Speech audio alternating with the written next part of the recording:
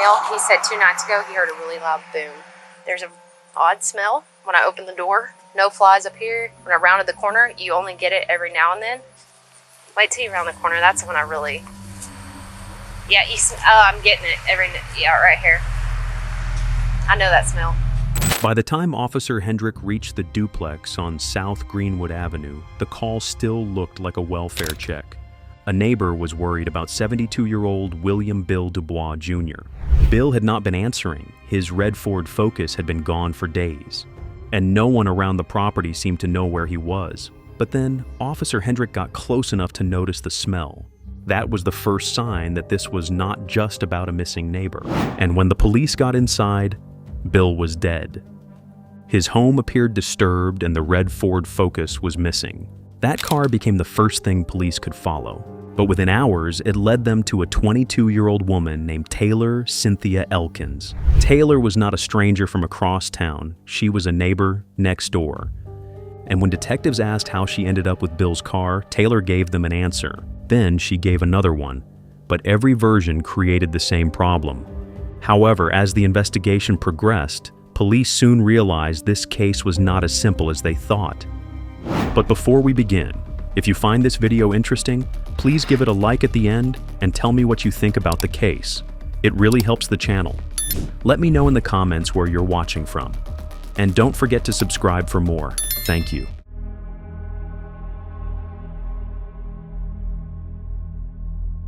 July 11th, 2019, in Fort Smith, Arkansas. That was the day officers were sent to check on 72-year-old William Bill Dubois Jr., a retired teacher who lived in a duplex at 1802 South Greenwood Avenue. At that point, it was just a welfare check. A neighbor was worried because Bill had not been answering, and that alone was enough to make people around the property uncomfortable.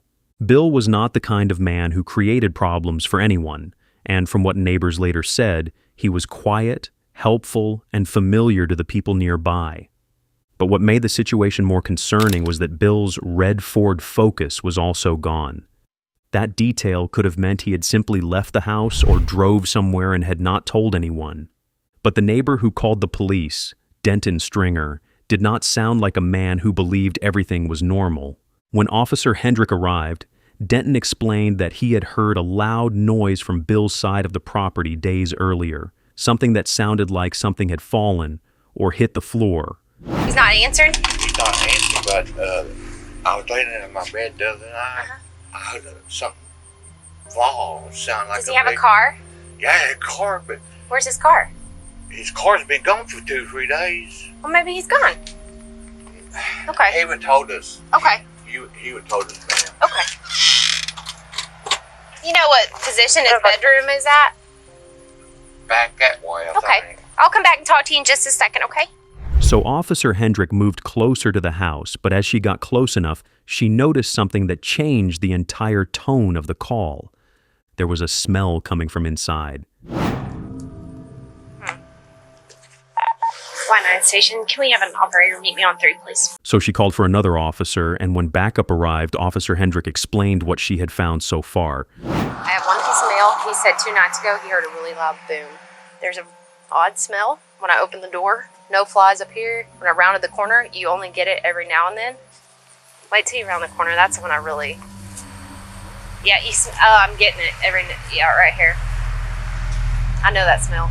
That odor could have been coming from the trash can, but Officer Hendricks was convinced it was coming from inside the house. The officers needed to get in. However, a strange odor alone was not enough to obtain a search warrant. At that point, the officers still did not have enough information to say what had happened inside the duplex, but they had enough to know they could not simply walk away.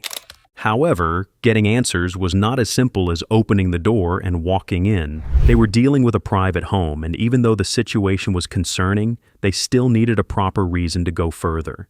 So the officers stepped away from the door and started looking for people who might know more. And just across the street, there was a store where people knew Bill, and Officer Hendrick went there to ask if anyone had seen him recently. That small move opened a new part of the investigation, and once Officer Hendrick heard what they had to say, the welfare check became more complicated than it had been just minutes earlier. Okay, so The neighbor over there says that that man sometimes comes over and talks with y'all. He does, ma'am. When's the last time you saw him or his car? That's what she just said. I have not seen it in probably 2 days, but That's what he's saying. I'm not sure when the last time, but I know it's been 2 days that it has not Okay. been out there. Yeah, the next people next door, we've had some problems. I mean, not us necessarily, but they fight out there. But Bill's always been really great. Right. To watch our place. Okay. Bill was not being described as someone who regularly disappeared without anyone knowing, and that made the missing car harder to ignore. Because if Bill had really left in his red Ford Focus, someone might have expected him to tell someone, or at least for someone to have an idea of where he went. But then they added another detail. Denton had come over to the store and asked them to call Bill's number because his own phone had allegedly been taken. The guy, the neighbor, there's some. I mean, he come over here to call Bill's number, like a 1-800 number, and listen, I called the police on the other side because of the women out there fighting and everything, screaming from the kids. So On his side? Yes. Denton? Okay. Yes. So I've said if anybody did anything, it would be them. I mean, that's exactly, I shouldn't even say that. But because it's just odd that they come over here and then he's telling us to call Bill like this, we should check on him this one. He doesn't have a phone. Yeah, that's what he said. He said his daughter stole his phone. That was a strange detail for officers to hear, because Denton was the same neighbor who had asked for the welfare check. He was the one who said Bill had not answered. He was the one who said he had heard a loud noise. He was also the one pointing out that Bill's car had been gone for days. So now, the officer was hearing two sides of the same neighbor. On one side, Denton looked like the person who noticed something was wrong and called for help. But on the other side, the people across the street were describing problems around his home, and they were suggesting that if something had happened near Bill's duplex, police should not ignore the activity next door. 270. Hey, he was a teacher at my junior high. So these people over here are saying that the guy next door is like always has some type of drama going on. Him and whoever are always fighting. Not him and Bill, but him and someone else. I mean, worst case scenario is somebody's, done something bad and took his car. So, when Officer Hendrick returned to Bill's duplex, she was no longer working with only one concern. The officers needed to get inside the home. They contacted the landlord and arranged for access to the duplex.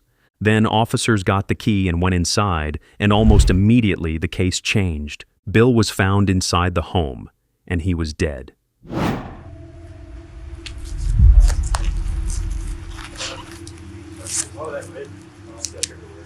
Really? There's some here, some behind you. I wonder what it is. And there's no TV in the living room. It was no longer a welfare check. It was now a death investigation. Is that splatter on the door frame? What? Is that splatter on the door frame? Yes, like Okay. there's stuff right there. Oh, wow. Maybe his door was unlocked. There's no phone either. As officers moved through the house, they also noticed that things inside did not look normal. This was not just a home where an elderly man had quietly passed away. What the officers had discovered was nothing short of horrific, but the attacker had left a lot of clues, meaning police could piece together a story. The officers observed that items appeared to be missing and parts of the home looked disturbed. A television appeared to be gone from the living room. There was a missing phone and a missing wallet, too. The doors and drawers were open, and the inside of the home raised more questions than it answered. The scene now suggested that someone may have gone through Bill's belongings. I didn't even notice his TV's missing too. TV's missing. No wallet, no phone. No 4th century. I think we need to talk to this guy. He just got here. Oh, I told Jeff.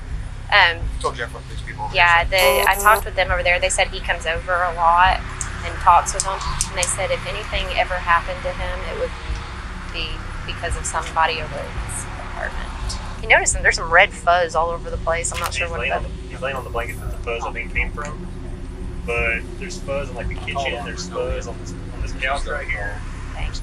All the doors in his bedroom are open. Keys, wallet, phone, stuff that normally would be laying out. Yeah. So He's got a random one. What kind of car? He just told me it was red. it's a red Ford Focus. We have the tag and everything. And Courtney just sent out a bolo, did not release any information. Just said, just stop this vehicle and notify our department. At first, that pushed the investigation toward one possible explanation: robbery. But even that did not answer everything. If someone had gone into Bill's home to take something, police still needed to know who that person was, how they got inside, when they were there, and why Bill's car was missing from the property. Because the car was becoming harder to separate from the rest of the scene. And if the car was still somewhere in Fort Smith, then finding it could bring police closer to the person who knew why Bill was dead inside his home. So a BOLO was sent out so officers across the area would know to watch for it. But then, before police had to search the entire city on their own, Bill's son arrived at the scene and gave them the first real break. He told officers there was a tracker connected to the car, and that changed everything. That's his son. That's his son. 10-4. Every unit out here, please. Black box in the tracker, yeah. Did you say where it went, where the car's at? Mom does that with her cars. He says there is a tracker, but it's not at his mom's house. Mom does it with her cars too. But the car's not at the mom's house. Okay. No. The car was connected to a tracking system, and Bill's wife, Susan Dubois, had access to the information through a mobile app.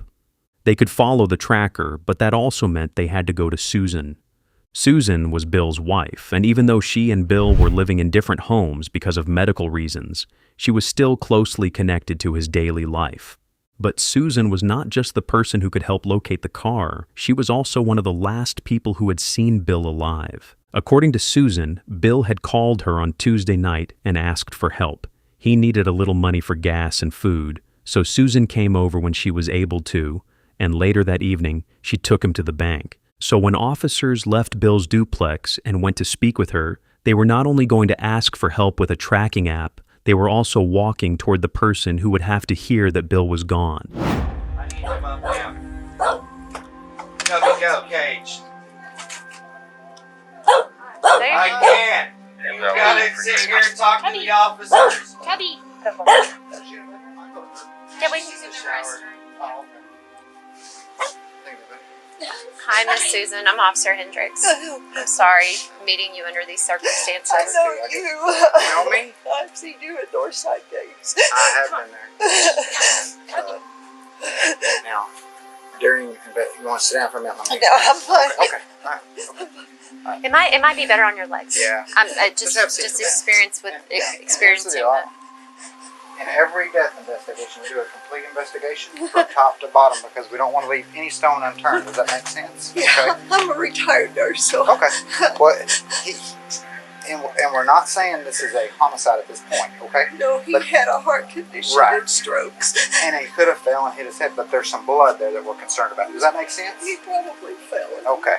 He And was now, acting so strange here- Saturday. Here's our biggest issue. He was acting strange Saturday? Okay. Here's our biggest we have right now is that the car is missing. Oh, no. Yes. Yep. Where's your tracker? Do you have a tracker on that car? Yes. Yeah. Okay. Her phone, right here, right here. No, that's Teresa's. Okay. Mine's in the little kitchen. Okay. Or in Somebody- the bathroom. Somebody somewhere. run get her phone. If you can try to get me a location on that car, that's going to help us. It's gonna be tremendous. And it could be the fact that he left it somewhere and got right home with somebody. It could be a business. Florida Station, East 22, next step records to my location. Off Kelly Highway. There. Make sure it's stationary. It's parked at a house. Oh, snow. And it's through JB Byrider too. The car is at JB. Who's north? It's through JB Byrider. What? Okay. And at that moment, Susan had to process two things at once. Her husband had just been found dead, and the police needed her help finding his missing car. That was what made this part of the investigation so painful. Then the tracker gave them what they needed, and now police had an address. Hello? How you doing? Y'all live here? I don't. I'm going to give my alarm for me. Okay. You live here? No, I just got the yard. Okay. Yes, sir. What's wrong? They're looking out the window. We got people looking out the window, so let's... You got an ID on you? Yes, ma'am. I have an ID. I will know it's actually in that. It's actually in the water. So just Where's your wallet at? Channel it's right 1. on the table. Okay, let's go inside. Let's go inside. Let's go get your wallet. No. You can go. You can do whatever you gotta do. She make her go too. Oh, hang tight. We're gonna be parked there for a I think second. that she should have to go too. Go where? Whoever, Go inside with us? I mean, she can. Hang tight for me right here. We're gonna all go over here. Let's all go over here. what's going on? I don't know. Let's go over here. I mean, what, have we done something wrong? Yeah, something's going on. Go over there and we'll explain it to you. They also had to make sure everyone at the house was accounted for before anyone could leave, hide, or change the story. Okay, so basically, they came out the back. They tried to go out the back. They said they were going outside to smoke. Somebody just shut the front door on me, so. Portsmouth Police Department. Hey, come out with your hands up. We know you're in here. Come out. Portsmouth Police Department. Go ahead, hold traffic. Yeah, that's for 33. Hey, come out. Come out. It's okay. It's okay. Just come out on the side of the house. What have we done wrong? Who else is here? It's an investigation. Investigation. We're going to explain that. We're going to explain that. Who else is in here? Come on. What's going on? Just walk out to that side of the house for me. Who else is in here? going on here, Is anybody else in here? Just walk out here, right here, to the right. Thank you. What's going on here? Taylor Elkins. That's Taylor Elkins. Who else is in here? Okay. Go ahead and step out. No, go ahead and step out. Portsmouth Police, this is your last time to come out freely. Come out with your hands up. Keep your hands in the air where I can see them. Keep your hands in the air where I can see them. Good. Keep walking. Keep walking. Walk toward me. Randall Perkins, correct? Pickens. Okay. Randall, go ahead. Step off that porch and to your right on the side of the house, okay? Okay. Who else is back here? How many more? Be real with me. How many more? I don't know who came out. Officers then swept through the house room by room to make sure no one else was inside. Once they confirmed the house was empty, they returned outside, where a new problem was waiting for them. Several people had been detained, and at that point, any one of them could have known something about William's missing car. Some looked nervous, others seemed calm, but officers still did not know who had the answers. Then they asked about the red Ford Focus. And when they asked who the car belonged to, the people there pointed to one person, Taylor Cynthia Elkins. Taylor was 22 years old, and she was from Fort Smith. Taylor, Officer Hendricks, obviously. Did he read you your Miranda rights? He did? Like your rights to an attorney, everything like that? Okay, where'd you get the car? I already told him. You tell me. Okay, at that boardwalk, it's just like a friend. That's it. His name's Sean, but I don't know his last name. White or black? He's white, but I don't think he thought it was stolen. No, I didn't say it was stolen. No, I'm saying like I don't know. Okay, I'm just I really asking. don't know how he got it though. But Okay. I'm saying like I was like, dude, like You got your phone on you? no, I don't got nothing. Where's your phone at? In there? I ain't got a phone. Come on, everybody got a phone. No. She didn't have a phone when I arrested her 2 Thank weeks you. ago. I Okay. really I don't. My daughter shouted She at had my used her shit. girlfriend's phone at the time. So you got it from Sean in the first entrance off of Albert Pike to 4201 Kincaid. I Boardwalk. don't know the address, but dude, he's a crackhead. Okay. That's why I Okay. You give him any money for it or anything? no, like he likes me like that. We're just friends. What's his name on Facebook?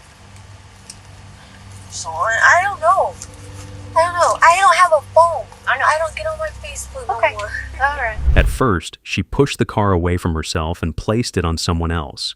She told officers that a white male had given it to her, and as they kept asking questions, she gave them a name: Sean. Taylor said Sean was just a friend, but almost immediately, the details around him became difficult to follow. She did not know his last name, she could not give officers a clear way to contact him, and when they asked how he got the vehicle in the first place, she did not have a strong answer for that either. That was where the problem started, because if Taylor had borrowed the car from Sean, then Sean had to explain how he ended up with a vehicle that belonged to Bill. But if Taylor could not help officers find him, identify him properly, or explain his connection to the car, then her story did not solve the problem. It only moved the problem to another person. So officers kept pressing her. But as officers started checking her background, that version became harder to accept without more proof. One officer recognized Taylor from a recent arrest, and as they talked through what they knew about her, an address started to stand out. South Greenwood Avenue, the same area where Bill lived, the same area where police had just found him inside his duplex, and the same area connected to Denton Stringer, the neighbor who had called for the welfare check in the first place. Hey, I arrested her I got like lucky. 2 weeks ago. I'm I think lucky. or Elkins. Uh-huh. Do you know Sean? Is he a white guy? Yeah. I think that's a baby daddy to her or something like that. Is her baby daddy? She's got 2 kids. Okay. Yes. Hey, check him. Come here. That's Taylor's grandparents' house. That's what I said, because the address looked familiar, and then when I heard she was coming out here, it's like, I know this chick. Hey, are they homicide or? Oh, so you beat to death. Really? Where's she at? Taylor, she's in the back of Shelby's car. Hey, you know that's her grandparents' house, right? The South Greenwood address is her grandparents' house. Hers. 1802? Yeah, I swear to you. She's bonded out to that address out of Crawford County. She's got like 10 felonies pending. I swear to you. Is it? That detail changed the way officers looked at Taylor. She was no longer just a woman found near Bill's missing car. She was connected to the house next door. Shut up. Did you tell Shelby? I said, I think that's, yeah. 1800 South Greenwood. Hey, Sarge. Give me just a... Her address is the neighbor's address. Huh? Her address is the neighbor's. 1800 South Greenwood is her That's what uncle or her grandpa or her dad. That's what I'm telling you. That's her grandpa's house, and she's bonded out there. She's got like 10 pending 1800 felonies South in Crawford. Greenwood is all in ISIS about it. I think this is. She's bonded out there because I arrested her 2 weeks ago, and then like a week after. Her address is... It's the 1800 South Greenwood. She's One to the right she got or the one to the domestic left? assault. The guy that called it in. Wow. That's his is 1800 because our guy's is 1802. Taylor was not just connected to Bill's car, she was Denton Stringer's granddaughter. That tied her back to the same house officers had been hearing about since the welfare check. And the next detail would move the focus almost entirely onto Taylor. Woman has her on camera leaving on the 8th in the car. Leaving the address. 8th, yeah. So 3 days? Yeah, about 3 days, yeah.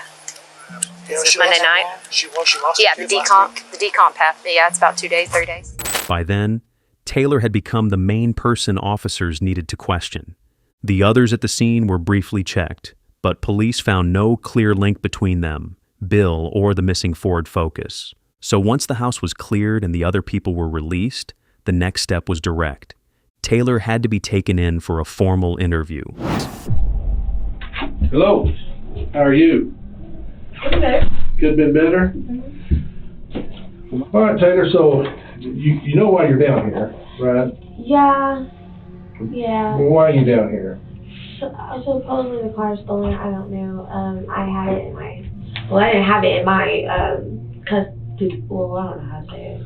It wasn't in my property. I wasn't in the car or nothing like that. But it was stolen, and everybody pointed their fingers at me. And I mean, I admitted to driving it. So yeah. Okay. And where did you get it from? This dude named Sean. Sean who?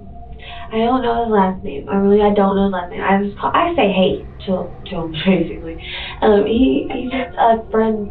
Like he does drugs, you know. So I mean, I don't know everybody's last name. You been arrested lately? Yeah. When's the last time you arrested? Last week. Last That's week? when I got my kids taken. Okay. It was And- Miller and this other guy. And when you bonded out, I got a signature one. okay, what address did you use when you bonded out? It's Windsor. You sure? Where's my grandpa's? Who's your grandpa? Denton Didn't. Stringer. See, that's why I'm bonded out too. Oh, okay. Yeah, I'm Did bonded. he bond you out? No. Oh, okay. No. Where's his address? He can afford it. 1800 1800 what? Greenwood Avenue. Okay, when's the last time prior to that you were over there? 2 days ago. And what were you doing over there then? My grandpa. I haven't bonded out. I just chill over there. Just chill over there? Yeah.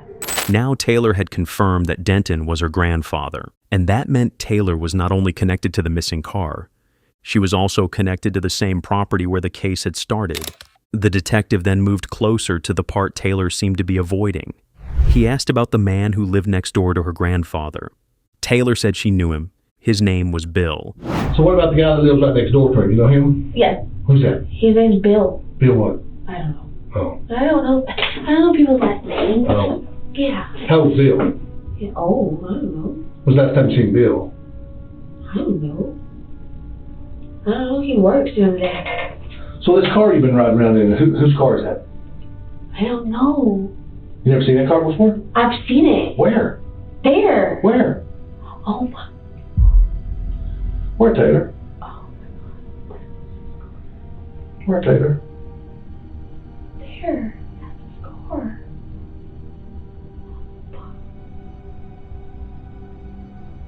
Dang. Wow. I think you kind of knew that. No, I didn't. I didn't. I think you did. I didn't. I think you did. I didn't. I think you know Bill. I know Bill, yeah. How well do you know him? I don't know him that well. And when's the last time you seen him? Like I said, like he comes in and out. I don't know. I don't pay attention to him. Like he ain't nothing to me. Really? He ain't nothing to me.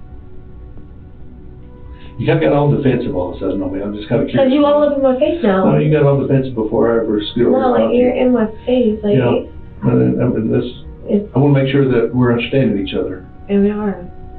Okay. I don't, like, I don't know. I don't like pay attention. I be doing my own thing all the time. Okay. So. Why are you staring at me? Okay, I'm just trying to figure out if you're being honest with me. I am. I'm actually being honest with you. The detective did not have to reveal everything at once because Taylor's own answers were already doing part of the work. Every time she tried to explain one detail, another detail moved closer to her. And even though she kept acting like she did not know much, the detective now had enough to push the conversation into a harder place. You take a nap? Tired. Oh, you and me both, girl. I'm old. I need my beauty sleep, can't you tell? I'm legit tired. So let me ask you something. You have a phone? Oh. You don't have a phone? How come? My daughter shattered it. She did what? She shattered it. Oh, how long have you been without a phone? Huh? How long have you been without a phone? Like total 2.5 weeks. Okay. Taylor, you went to your dad's today. Were you there earlier this week, like Monday or Tuesday? Well, let me rephrase that. You were there earlier this week, and you had two white males with you. Who was those two white guys that were with you? Because I've already talked to your grandpa. Okay, and right there beside your grandpa's at school. Yeah. That school's got video, and it shows you showing up with two white males. I'm just kind of curious. Who are those two white males on?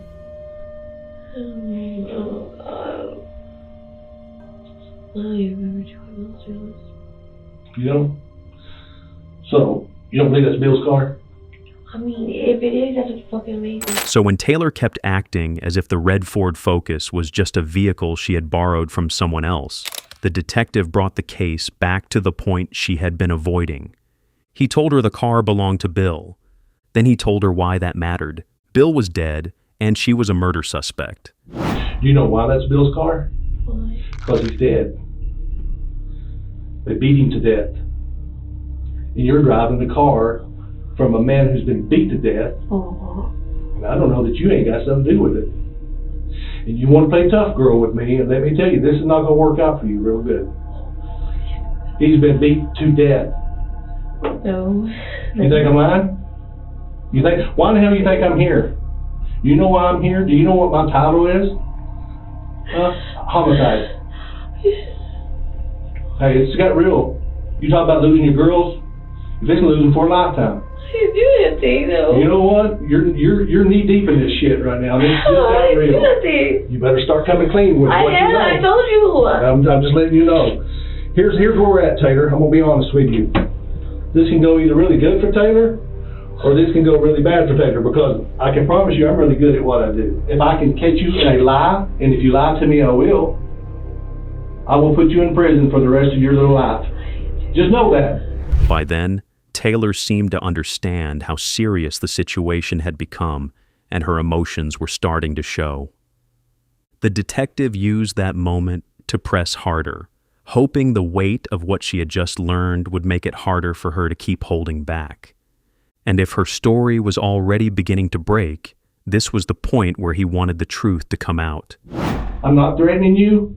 I feel like I'm being threatened. I am promising you. So, If you give a damn about Bill, if you didn't kill him, if you didn't beat the hell out of that old man, you're driving the car that was taken after they beat him. You better come up with who had this damn car or who you took over there with you that seen him and went back and targeted him. I told you I got it from Listen to me. Here's the truth. You better start coming up with some full names. Because you know what? Who do you need to think of right now? Who's the most important person in your life right now? Baby. You and your babies. And you better take care of them. I tell you. You better think hard. Because I got all night. Hell, I get paid by the hour. I'll stay here all weekend. You're driving around a dead man's car. I didn't know he was dead. I wasn't there. But you know the people who probably killed him. I told you I got the corpse. Shot who? In the apartments that you pointed out? Yeah. The guy, the old man died in it, had a heart attack and died in one last week, and the other one's got an old woman that lives in it.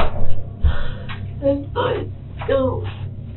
I'm giving you an opportunity right now. Okay, I'm telling you. Okay, tell me. I told you. I'm telling you. Like, bro. Let me ask you this. If you had to get Sean right now, where would you go get him at? What? What apartment number? It's in the corner. There's 4, 5, 6, 7. It's either 5 or 6. But Taylor still could not give them enough. She could point officers toward a general place, but she could not give them a clean identity or a clear reason why he would have Bill's car. And that made the detective's next move even more important. Been thinking about anything? Oh, I fell asleep. My leg hurts really bad. Had a little issue. So this is the guy you said you got a car from? Mm-hmm. Are you sure? Well, I told you he's in jail. I told you he's been in jail since June the 6th. You think I'm making this up? No. So if he's in jail, how did he give you the car? It was him. You better rethink this, Taylor. That's looking like you killed him. No, yeah, I know it wasn't me. You think it's funny? No, I said it wasn't me. But you better figure it out then, because you just lied. Well, I didn't. The Sean story had now fallen apart, and that meant one of her biggest explanations had been exposed as false. So for the night, Taylor was taken back to jail while detectives continued working through the evidence. But the next day, she was brought back into the interview room, this time wearing an orange jumpsuit. And now the detective was no longer only testing her story. He had come prepared to challenge it. You want to know what happened to Bill? Yeah.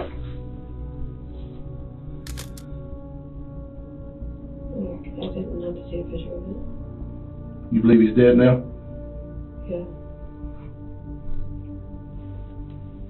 You still think this is all a joke? No. You sleep last night, didn't you? You won't sleep. That's what haunts you. There's only one way you're ever going to get any relief, or you're going to get any closure, and you're going to have to tell us the truth of everything you know, and you haven't done it yet. And it's going to be the hardest thing for you to do, but it's the only way you're going to get any peace ever. At a minimum, if you didn't do it, you know who did? Are you scared of the person who's involved in this? No, who's involved in it? You really do you get stuff out of people by threatening them? I'm not threatening you. Girl, in their face I and stuff? haven't got in your face. I'm saying like you. I haven't threatened you. I'm letting you know what's fixing to happen to you. Because you don't believe anything. I'm sorry? You don't believe anything. I don't believe liars. Okay? And you're a damn liar. You need to be out there getting a real killer. Well, you need to be helping us. If you even cared about the old man that's been beat to death and shot, you need to be helping us. You just shot. You don't think he was shot? Was he? You tell me? You just showed me the top. You not see enough? You don't see again to get a better look? I don't. I want you to remember that picture every night of your life. Of course you do. Every night. By this point, Taylor's attitude had changed. She no longer seemed as confident or playful as she had earlier. She looked more shaken, more unsure, and the pressure of the interview was starting to show. But after she was allowed to speak with her mother, her story shifted again. This time, she stopped simply denying everything and began presenting herself as someone who had been caught up in someone else's actions. And the person she now pointed to was a man named Joseph Rogers, better known as Joe. So we let you talk to your mom.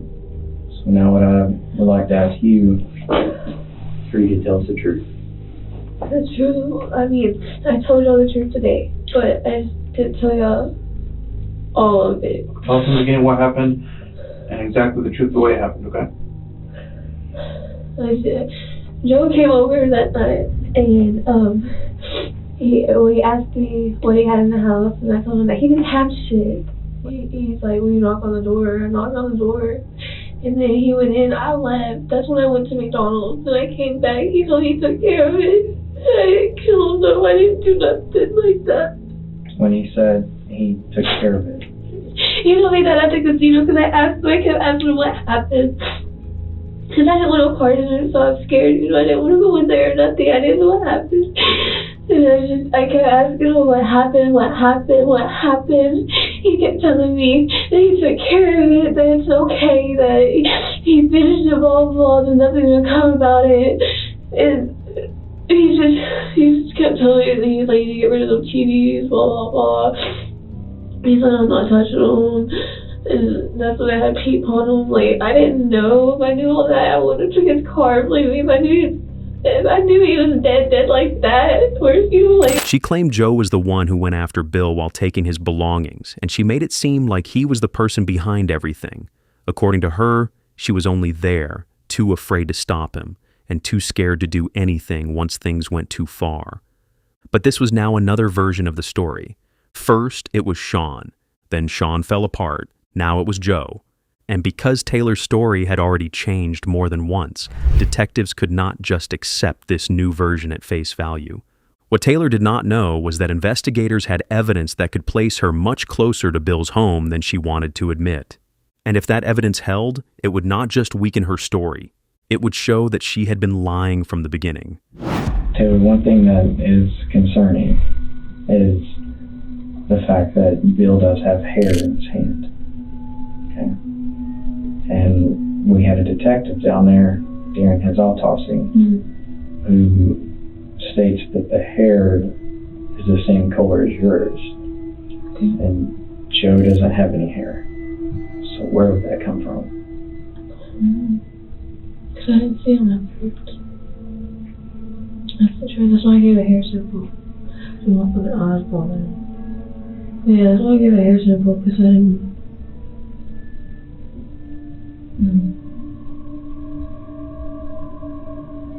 Did you ever see Bill after McDonald's? But Taylor had an even bigger problem. Detectives had more than her changing stories. They also had the GPS tracker from Bill's car, and that tracker gave them a timeline they could follow. It showed where the Ford Focus had gone after it left Bill's home, and once investigators matched those movements with CCTV footage, they could start building a clearer picture of who was inside the car and when. So Taylor was no longer only fighting against what she had said. She was now fighting against the car's own movements. I know you don't have me. I'm sorry. You got a job to do. I hope you understand that. Let me show you that picture. Who's that? Where's that at? Well, there he is in the car with you. In Bill's car. That's Joe. Is Joe the one who killed him? Joe was with you when you left the house. And when y'all went to the casino. Did Joe kill him? Here's your opportunity. We got the evidence. There's a tracker on the car. We take it straight from when you left there. You go to Kavanaugh. You go to the casino. So you need to get this just real for you real quick. So you need to think about this. Because we're fixing to take this to the prosecutor to get a warrant for you for murder. So you better start thinking if you want to take the rap or you want to be honest, because we're running out of time. No, you ain't. I just showed you. I've not hit nothing. I didn't say you watched. I didn't say you watched, but I said you know.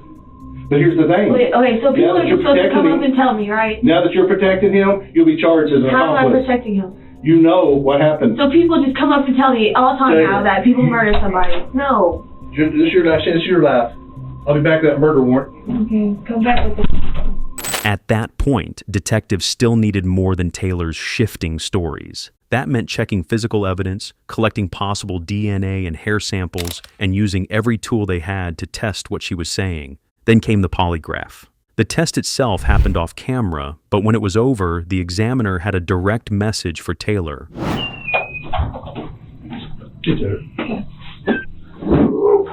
Oh, test results are not good, showing that you were showing deception. Deception means that you're trying to deceive. You're not being truthful. I am. I brought this in here to show you.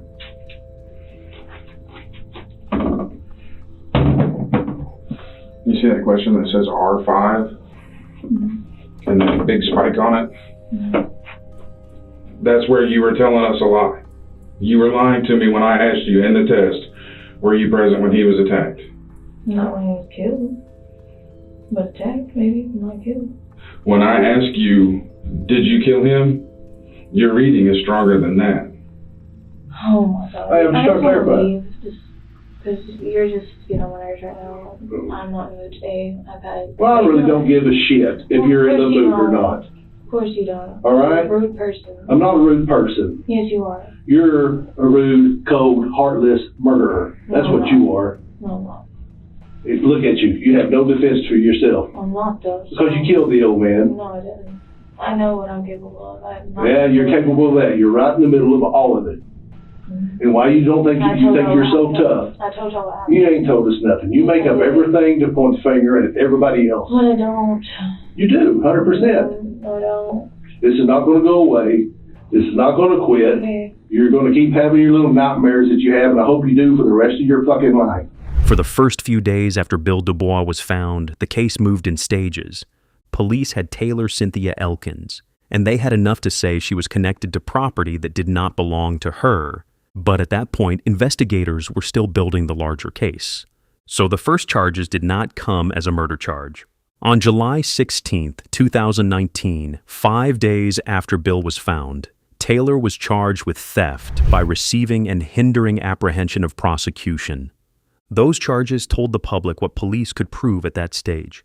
But the most serious accusation had not been filed yet. Then, on August 2, 2019, authorities announced that Bill's death had been ruled a homicide. That changed the public weight of the case. It was no longer only a suspicious death connected to a missing vehicle. It was now officially being treated as a homicide investigation. However, even then, Taylor was still not charged with murder that day. 3 months after Bill Dubois was found inside his home, the case moved into a new stage. Now prosecutors were ready to make the accusation direct. On October 9, 2019, Taylor Cynthia Elkins was charged with first-degree murder. The charge was announced through prosecuting attorney Daniel Shue, and with that decision, the case shifted from suspicion and investigation into a formal murder prosecution. That moment changed everything about Taylor's position. Taylor appeared by video arraignment from the Sebastian County Detention Center, and when the charge was placed before the court, she pleaded not guilty. Her bond was set at $100,000, cash only, and that amount showed how serious the case had become. This was no longer a situation where Taylor could explain the car away with a loose story about someone else giving it to her. For Bill's family, the charge did not undo anything. It did not bring him back, and it did not erase the shock of how the case had started with a simple welfare check. But it did mean the legal system was now moving toward the most serious question in the case. Taylor had been formally accused of killing him. However, even after that charge, the case still had one more major turn ahead, because it did not go to trial. In January 2020, Taylor Cynthia Elkins accepted a plea deal, and the woman who had first tried to explain away Bill's missing car by pointing to someone else stood in court and pleaded guilty to first-degree murder. Then the sentence came down, 40 years in prison. For prosecutors, the case had become clear enough to take into court with a direct accusation. They said the killing happened during a robbery, and that Taylor reacted when Bill had no cash. But even with the plea, even with the guilty admission, and even with the sentence, there was still something Bill's family did not get. Taylor did not apologize, and for the people who loved Bill, that silence became another part of the pain. But under Arkansas law, Taylor had to serve at least 70% of her sentence before she could become eligible for parole. That meant about 28 years. So legally, the case ended with a long prison sentence. But emotionally, it ended with Bill's family trying to live with a loss they never asked for, and with questions that a courtroom could not fully answer. William Dubois Jr.'s wife says in court, Taylor Elkins never apologized, and she never said why she killed the 72-year-old. But despite all that, his wife says she's okay with the plea deal. 21-year-old Taylor Elkins will have to serve at least 70% of her 40-year sentence, which equals 28 years until she'll be eligible for parole. 72-year-old William Dubois Jr. worked as a teacher in Fort Smith for more than 40 years. In July, he was found dead inside his Fort Smith duplex. Family members say he was hit in the head with a hammer. Elkins was staying with her grandfather right next to Dubois Jr. when the murder happened. She had his car when police found her. Today, she pleaded guilty to first-degree murder. Susan Dubois said she agreed to the plea because she wanted to avoid a trial. She knew the process would be painful, and she did not believe they would get a life sentence, so she accepted the deal that would bring the case to an end without forcing the family through every detail again. Then Andy Dubois spoke about what the family had lost in a different way. He said, "It crushes me that my daughter doesn't get to be with her grandpa." I said to her first off, and I've said this since the day that we found Bill dead, is that I don't hate her because my Christian beliefs won't allow it. She took a big part of the Fort Smith schools away. I know that because all students that come to me, I work the ticket gates at the football games and the reserve seats, and every fan this year that I worked came up to me and was like, "It's not the same without your dad sitting right there on the front row." And I'm like, I know. And Elkins' legal troubles aren't over yet. She still has an open case in Crawford County where she's facing felony drug and forgery charges. This was not only about a red Ford Focus. It was not only about a welfare check. It was not only about Taylor's changing stories or the evidence that slowly pulled those stories apart. It was about Bill Dubois. Bill was a retired teacher. He was a husband. He was a father. He was a grandfather. And he was a man people around him remembered as quiet, helpful, and willing to do what he could for others. And that's where this case comes to a close. What do you think about everything that happened? Share your thoughts in the comments. If this story stayed with you, there are more cases on the channel that explore situations just as disturbing. Make sure to subscribe, leave a like, and share the video. It helps keep stories like this from fading away. Thanks for watching, and I'll see you in the next one.